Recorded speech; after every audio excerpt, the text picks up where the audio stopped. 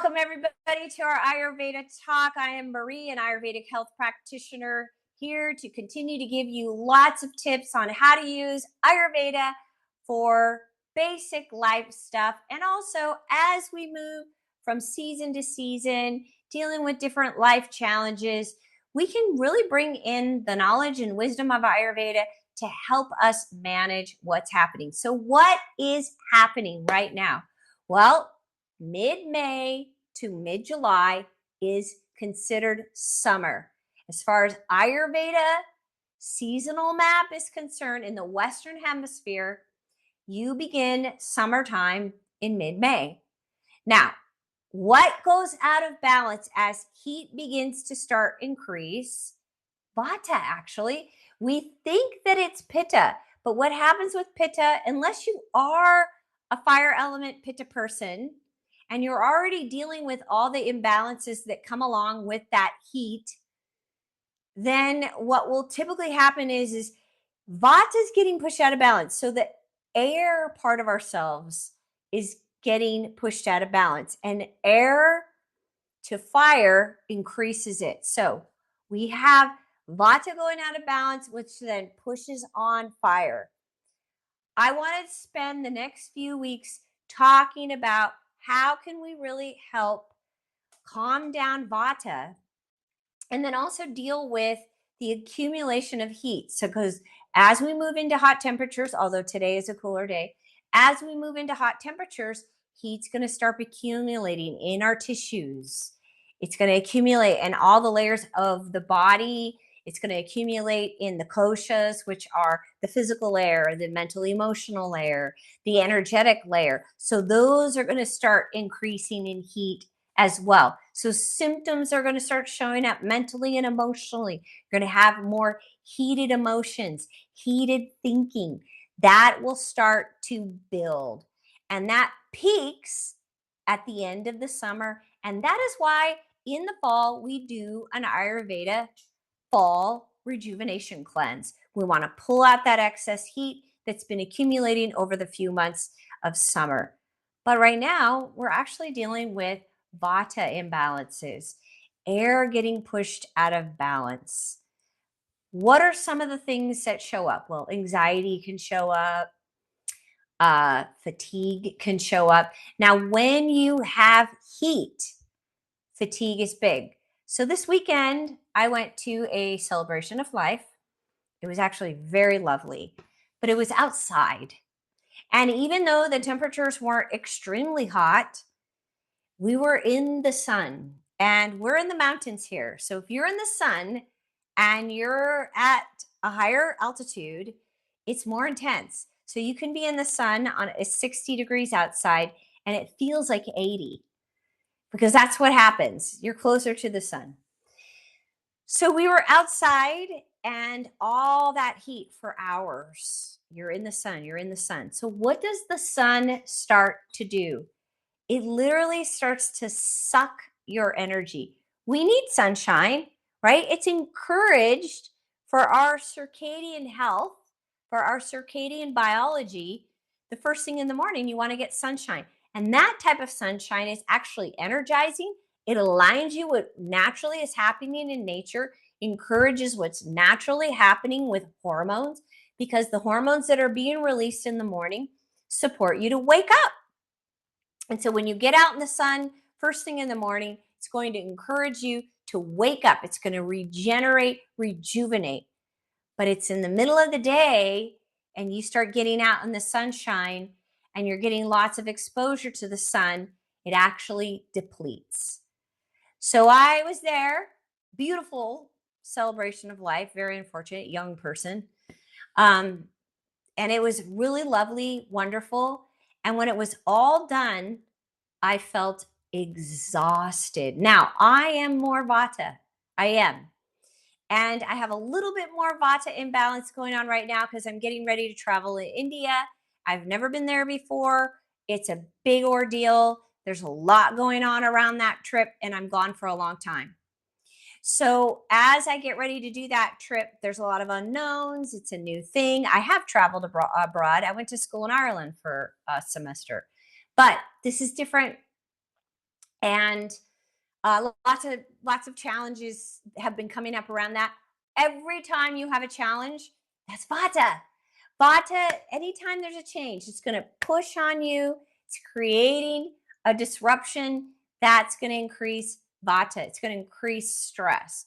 So stress levels go up when Vata goes up. In our outside surrounding environment, Vata is increasing because of the heat. It's depleting. That's increasing Vata, which means that our ability to cope and deal with anything that's showing up in life lessens. It's just what happens. Vata's air. It's the element that is easiest to push out of balance. No problem. You could just blow on it. There it goes. It's like the wind.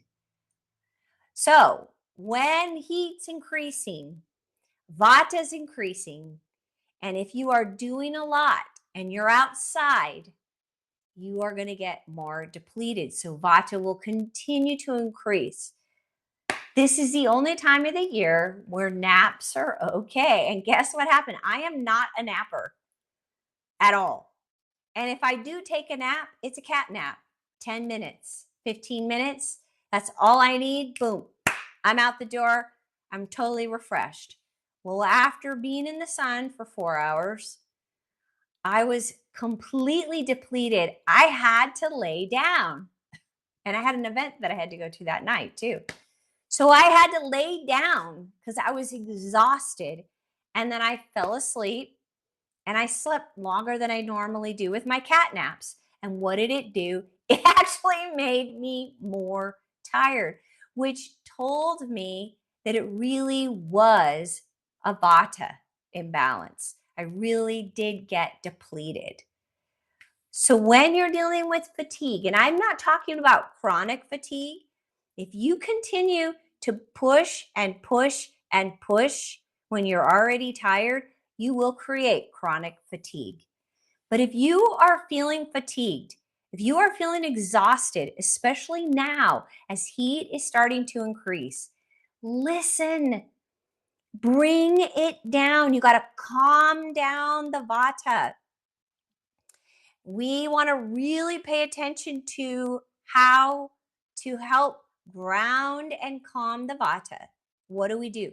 Well, air and ether, which are Vata, are connected to what senses? Ether's connected to hearing, vibration. So that's hearing. And air is touch. So what you can do is you can really help the body and ground by using and grounding those senses. Really, what typically happens when you have an imbalance in those two senses, it's overstimulation. So you want to calm down. So massages are good. Weighted blankets are good. Getting connected to the earth, your feet on the ground, laying in the grass, laying on the ground, very good. It's going to ground and cool the body, right? Because we're in hot temperatures. Ground and cool the body. Now, for your hearing, what I would say is stop listening stuff, have more silence. Because if you listen to more and more information, you're constantly watching TV or devices, that's going to overstimulate our hearing. So we're going to want to calm that down. All right, so for fatigue, if you're really dealing with extreme fatigue as heat starts to increase, you got to really watch your exercise. And I wanted to tell you, remember we talked about it a few weeks ago that one of the forms, the passive form of exercise is massage. So this is a good time of the year to increase your body work. Get a massage if you can afford it every week right now or every other week. Do it. And it will really support and calm down that Vata. The other thing that you can do is take naps. You can also really keep your exercise at more mellow exercise, so walks, and walk at the cooler times of the day. You can also have, if you're needing to rejuvenate, let's say you did have to go out and do some physical exercise, there's a couple of really simple rejuvenating type of drinks that you can have. So one of them is a cup of fresh orange juice. That's from real oranges, and a pinch of rock salt, and you add 10 drops of fresh lime juice. And what that does is it helps pacify pitta, so it's going to decrease the heat. So for me, that would have been the perfect drink after being out in that hot sun, because it would have calmed down all that heat that really was depleting my body. Another thing you could do is drink ginseng or ashwagandha tea. And you want to do that once or twice a day. Now, if you start having fatigue due to other reasons like anemia, then you will want to have blood builders. And what are the blood builders as far as food in Ayurveda? Pomegranate juice, grapes, grape juice, beets, carrots, and then there are a lot of herbs that are supportive too. Reach out to me for that. Now, if you're starting to get chronic in your fatigue, that's a whole nother category. It can lead to Epstein-Barr, like I said, chronic fatigue, and then cause autoimmune problems. So really, you want to nip it in the bud. It's a very depleting time of the year right now. So be careful with that. We also have to pay attention to our digestive fire. When we start getting depleted, it will weaken the digestive fire. So your hunger and all of that decreases. So when your gastric fire is low, it's going to slow down digestion. And then that means that nourishment from food that you eat will not be absorbed and assimilated as easily. So you'll be literally being depleted in that regard too. So you want to make sure you are getting nourished, and that means you want to eat according to your dosha, and you want to make sure that you are keeping your digestive fire strong. There's lots of ways of doing that.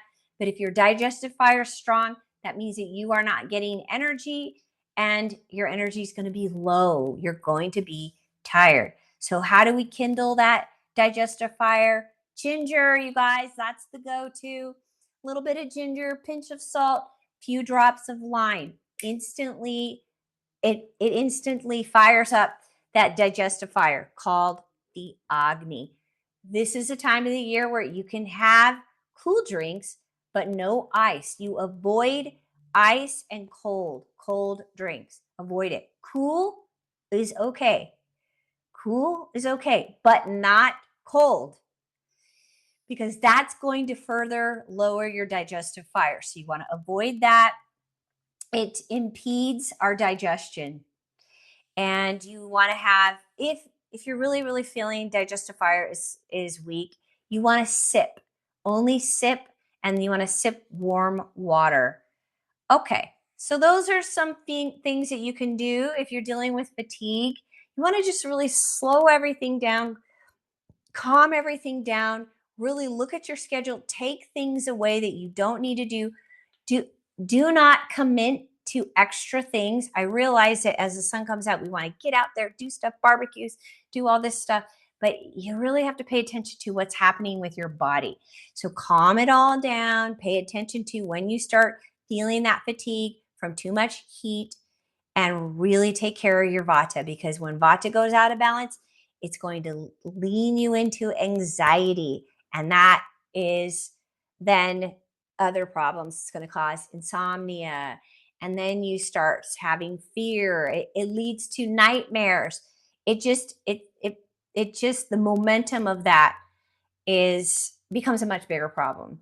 So take care of it, nip it in the bud right when you start to feel the symptoms of Vata increasing from the heat. Okay, so that's our talk for tonight.